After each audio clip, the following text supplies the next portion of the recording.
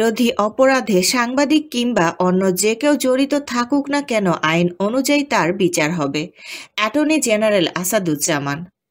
চট্টগ্রাম জেলা প্রতিনিধি MD H রাজুর তথ্যচিত্রে বিস্তারিত। অ্যাডভোকেট সাইফুল ইসলাম আলিফের রক্তের বিনিময়ে এই জাতি আবার ঐক্যবদ্ধ হয়েছে।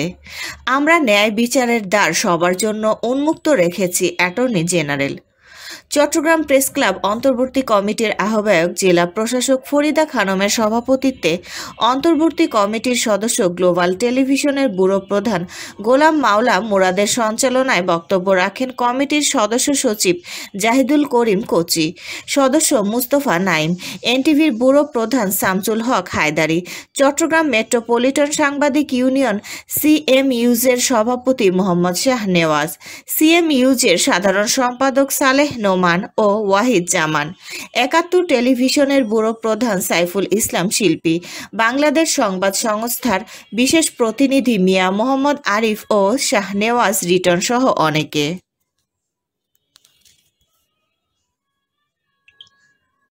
বিগত সময়ে ১৫-১৬ বছর এই প্রেস ক্লাবটা ফেসিবাদের দোসরদের দখলে ছিল, কিন্তু ৫ই আগস্টের পর আমরা ৩ মাস পর আমরা এই প্রেস ক্লাবটা উদ্ধার করতে পেরেছি। সেখানে এখানকার যারা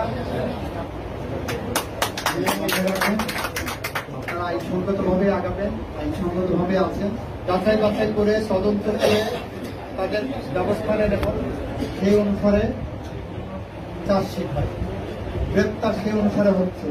এর মধ্যে দু একটা যদি মিসইউজ হয়ে থাকে আমরা সেটাকেও আমলে নিয়ে সর্বোচ্চ গুরুত্ব দিয়ে আমরা চেষ্টা করছি।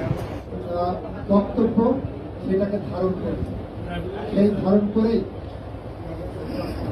আমরা আগামী দিনে এগিয়ে যাব এবং সমস্ত অন্যায় অবিচারের পথ রুদ্ধ করে আমরা ন্যায় বিচারের দ্বার উন্মোচন করব। আপনার ট্রাইব্যুনালের কথা বলেছেন, এই মামলাগুলোর একটা অংশ ট্রাইব্যুনালে সাক্ষী হয়ে ট্রাইব্যুনালে চলে যাচ্ছে। যারা মানবতা বিরোধী অপরাধের সাথে জড়িত, আওয়ামী বিরোধী এবং যারা ন্যায়ের সাথে অবজেক্টিভ ইউজ করে এবং ফেসিবাদের আইনসঙ্গতভাবে আগাবেন। এই আগানোর প্রক্রিয়ায় আমাদের যতটা সহায়তা করা প্রয়োজন আমরা আইনসঙ্গতভাবে সহায়তা করব।